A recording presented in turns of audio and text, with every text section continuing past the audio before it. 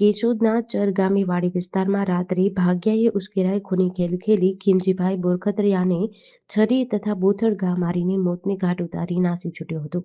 Keshod police દ્વારા મૃતકના પુત્ર કૌશિક ખીમજી બોરખતરિયાની ફરિયાદ નોંધી આરોપી લીલા ભીખાભાઈ ડાભી મૂળ રહેવાસી કાલેજ તાલુકો માંગરોળને ઝડપી લેવા જૂનાગઢ જિલ્લા ક્રાઇમ બ્રાન્ચ સહિત તમામ સ્કોડ અને કેશોદ માંગરોળ પોલીસ વિભાગના અધિકારીઓ કર્મચારીઓ શોધી રહ્યા હતા. ગત મોડી રાત્રે કેશોદના હાથે આરોપી લીલાભાઈ ભીખાભાઈ ડાભી ઝડપાઈ જતા પોલીસે હાશકારો લીધો હતો.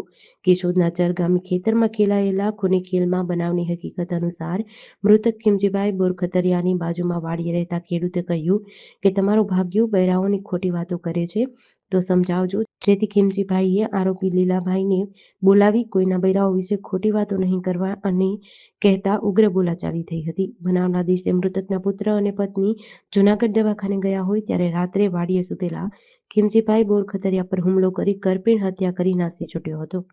ગઈ તારીખ 12 જાન્યુઆરીના રોજ રાત્રિના 11:30 વાગે કેશોદ પોલીસ સ્ટેશન ખાતે ખૂનનો ગુનો દાખલ થયેલો હતો.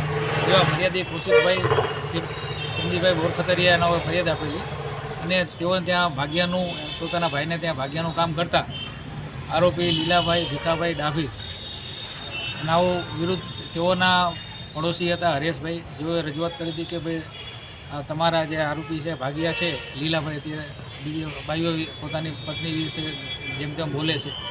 તે બાબતે ખીમજીભાઈ બોરખતરિયાએ તેઓને ધમકાવતા અને સમજાવતા જે બાબતનું મનદુખ રાખી એવી તારીખ 12ના રાત્રિના તીક્ષ્ણ હથિયાર વડે તેઓનું ખૂન કરી નાસી ગયેલ. આ ગુનો બન્યા બાદ પોલીસમાં ફરિયાદ દાખલ થતાં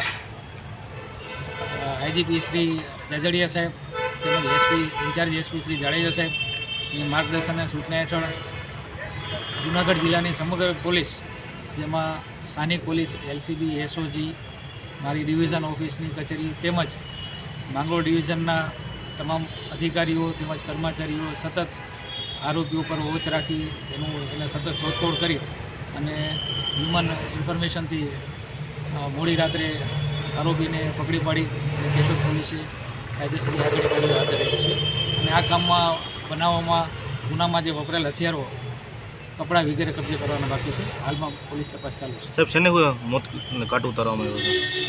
જે અગાઉ ફરિયાદમાં જાહેરાત થયેલી હતી એ જ રીતે એ બાબતમાં એનો ખાર રાખી અને એનું મૃત્યુ થયાનું જાણવા મળે છે. હથિયાર શું વાપરવામાં આવ્યું છે? હથિયારમાં એ છરી તેમજ પાવડાનો ઉપયોગ કરવાનું જાણેલું છે. જે તમામ વસ્તુ કબજે કરવાની બાકી છે.